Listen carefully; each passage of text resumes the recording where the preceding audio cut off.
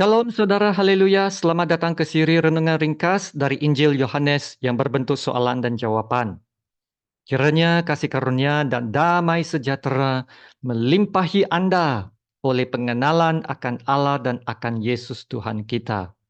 Kita akan lihat Yohanes bab 12 ayat 28 hingga ke 30 dengan tajuk ini, mendengar suara Tuhan. Mari kita baca dari ayat 28. Bapa, muliakanlah namamu. Maka terdengarlah suara dari sorga. Aku telah memuliakannya dan aku akan memuliakannya lagi. Orang banyak yang berdiri di situ dan mendengarkannya berkata bahwa itu bunyi guntur. Ada pula yang berkata seorang malaikat telah berbicara dengan dia. Jawab Yesus, suara itu telah terdengar bukan oleh kerana aku, melainkan oleh kerana kamu. Sekarang berlangsung penghakiman atas dunia ini. Sekarang juga penguasa dunia ini akan dilemparkan keluar. Dan aku, apabila aku ditinggikan dari bumi, aku akan menarik semua orang datang kepadaku.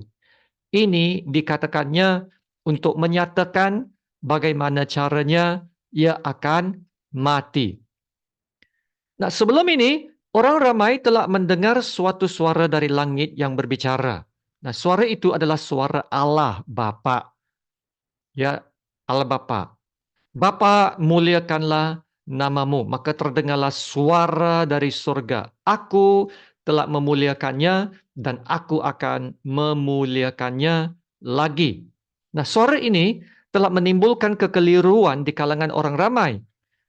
Dan Yesus akan memberi penjelasan tentang suara yang didengar mereka. Soalan edisi ini, kenapa orang ramai tidak dapat menanggap atau mengerti suara yang datang dari Allah Bapa? Petikan ini tidak memberitahu jawabannya.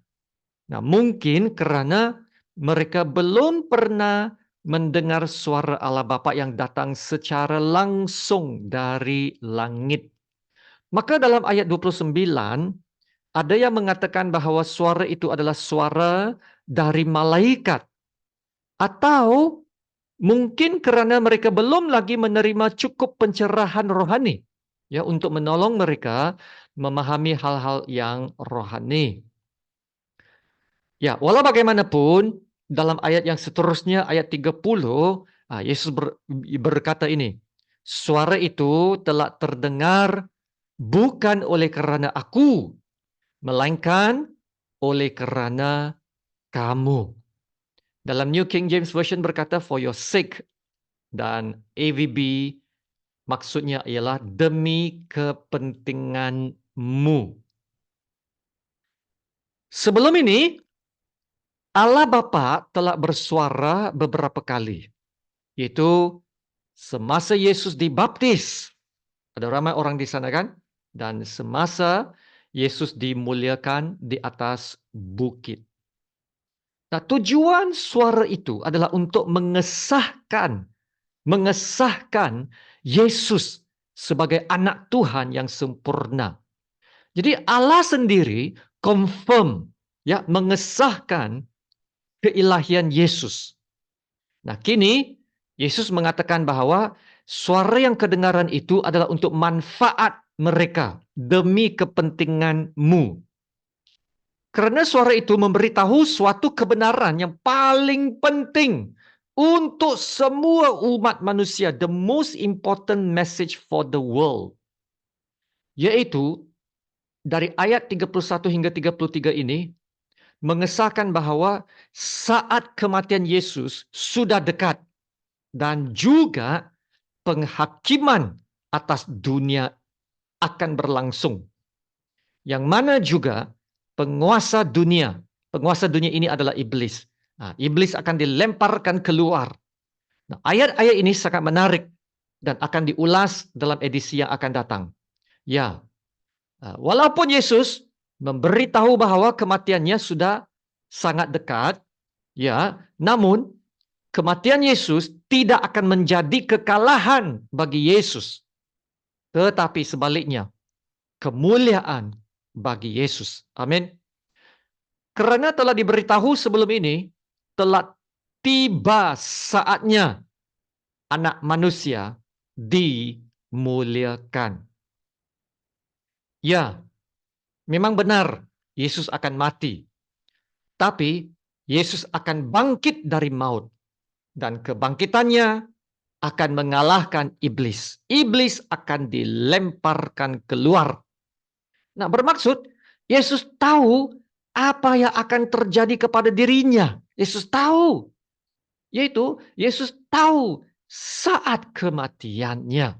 Nah, bukan saja tahu saat waktu yang tepat kematiannya, Yesus juga tahu cara kematiannya. Saudara, adakah Anda tahu cara kematian Anda? Tidak. Tapi Yesus tahu. Dan Yesus juga yakin dia akan bangkit dari kematiannya. Haleluya. Bermaksud Jesus is in control. Dia mengawal segala-galanya. Ya saudara, suara yang mereka dengar dari langit pada hari itu adalah suara dari Allah Bapa. Memberikan message yang paling penting untuk seluruh umat manusia dunia ini. Yaitu tentang keselamatan manusia. Nah, kalau sudah mendengar suara itu, suara dari Allah sendiri, mereka tidak boleh diam diri. Mereka harus buat pilihan. Sama ada percaya atau tidak percaya kepada kebenaran yang disampaikan oleh Allah. Ya saudara, hari ini adakah kita dapat mendengar dan mengerti suara Tuhan apabila Allah berbicara kepada kita? Nah, Tuhan telah memberikan kita Roh Kudus untuk menolong kita mengerti suara Tuhan dan memahami hal-hal yang rohani. Nah, Paulus ada mengatakan dalam 1 Korintus bab 2 ayat 14 dan 15 ini bahwa manusia duniawi tidak menerima apa yang berasal dari Roh Allah, manusia duniawi ya. Karena hal itu baginya adalah suatu kebodohan dan ia tidak dapat memahaminya. Sebab hal itu hanya dapat dinilai secara rohani. Tetapi manusia rohani menilai segala sesuatu. Tetapi ia sendiri tidak dinilai oleh orang lain. Saudara perhatikan dalam ayat ini ada manusia duniawi dan manusia rohani. Maka sebagai seorang percaya yang telah menerima Roh Allah dalam diri kita, kita seharusnya ya dapat memahami hal-hal rohani dengan lebih baik dari sebelum kita percaya Tuhan. Itu adalah sangat natural ya.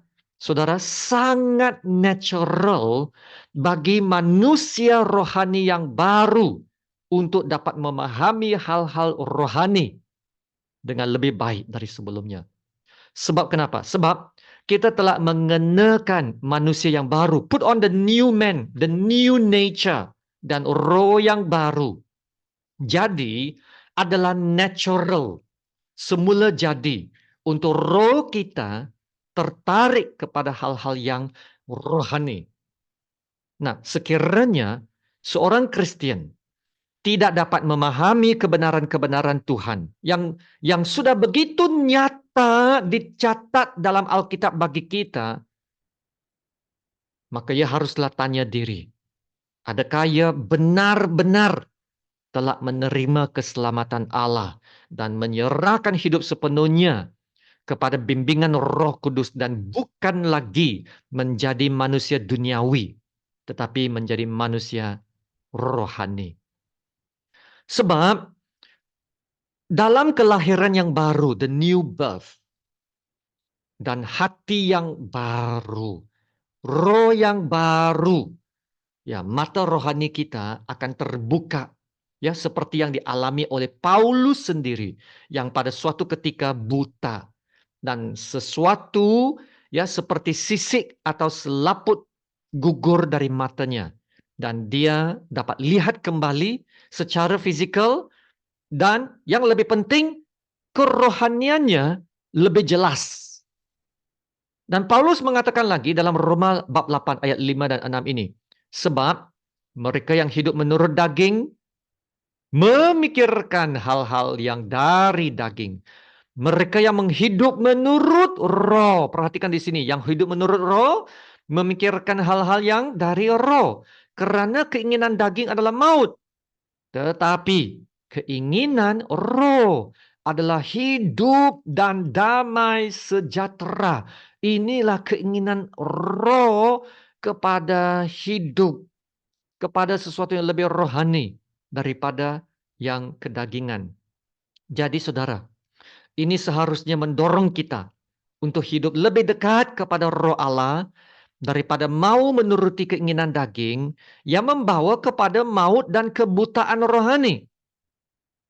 Nah, Yesus berkata ini dalam Yohanes 10 ayat 27. Domba-dombaku mendengarkan suaraku, dan aku mengenal mereka, dan mereka mengikut aku.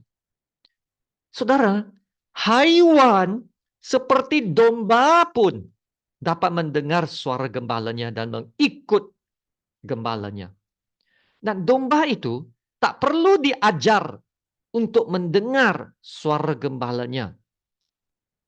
Domba itu sudah tahu, it's natural.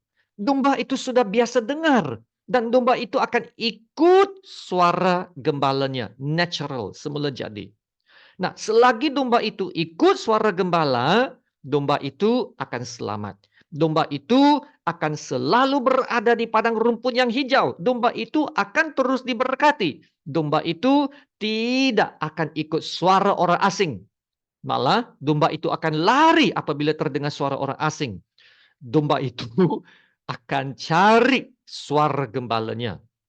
Ya, saudara, kita juga boleh dengar suara Bapa.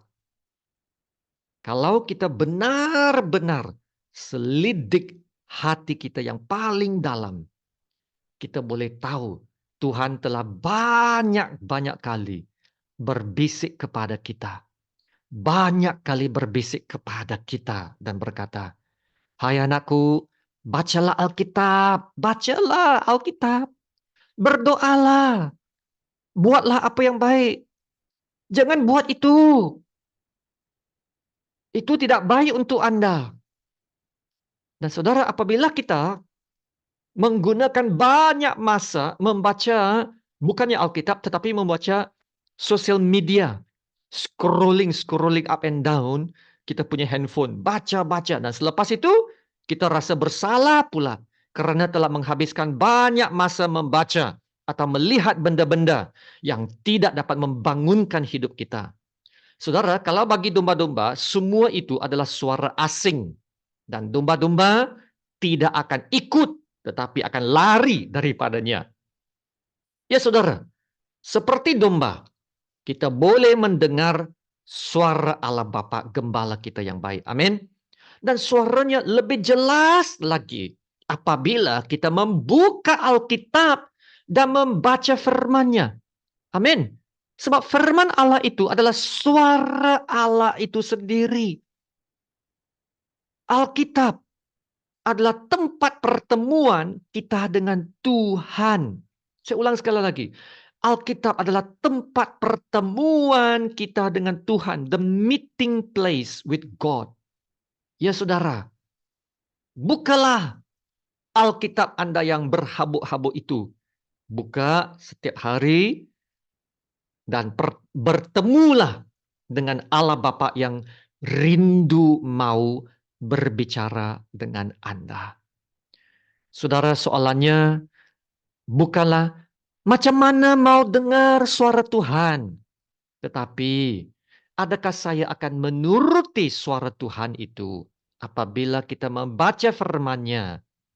Adakah kita bersedia untuk mentaati perintah-Nya? Adakah kita bersedia berubah menurut kehendak-Nya?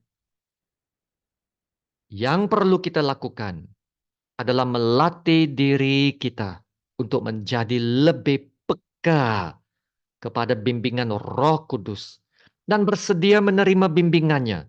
Nah, inilah tandanya, saudara, seorang itu adalah manusia rohani dan bukan lagi manusia duniawi. Ya, saudara, ingat ayat ini, Yohanes 10:27. Domba-dombaku mendengarkan suaraku, dan aku mengenal mereka, dan mereka mengikut aku. Ya, saudara, adakah kita mendengarkan suara Tuhan? Bukalah Alkitab. Bacalah firman Tuhan. Pertajamkan kepekaan kita kepada suara Tuhan dari terus terhanyut kepada suara dunia. Haleluya, terima kasih Tuhan Yesus. Mari kita berdoa. Haleluya, Allah Bapa kami yang kami kasihi, yang kami sembah dan kami puji. Terima kasih Tuhan untuk firman-Mu. Kiranya apa yang kami dengar dan kami belajar benar-benar datang dari Roh-Mu yang ingin berbicara ke dalam hati kami. Sekiranya itu, semuanya itu benar, kami tidak boleh diam diri, tetapi harus memberikan respon yang wajar, sesuai dengan kehendak-Mu ya Bapa. Ya Bapa, kami mengaku banyak kali Bapa ingin berbicara kepada kami, tetapi kami telah menjadi lebih sibuk dan lebih tertarik kepada suara-suara lain yang sekarangnya banyak datang dari sosial media.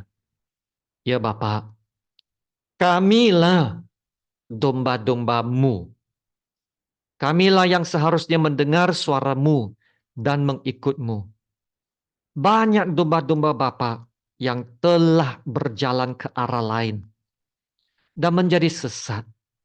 Oh Bapa, Engkau yang berbelas kasihan, tolong kami yang sudah sesat, yang sudah jauh dari Bapa, supaya kembali kepada Bapa dan perbaharuilah hati kami untuk lebih mendekat kepadamu, menjadi anak-Mu yang taat dan setia dan mendengar suara-Mu. Terima kasih. Haleluya. Terima kasih Tuhan Bapa, dalam nama Tuhan Yesus yang termulia, kami berdoa dan ucap syukur. Amin. Sama-sama kita menerima berkat Tuhan. Tuhan memberkati engkau dan melindungi engkau. Tuhan menyinari engkau dengan wajahnya dan memberi engkau kasih karunia-Nya. Tuhan menghadapkan wajahnya kepadamu dan memberi engkau damai sejahtera. Amin.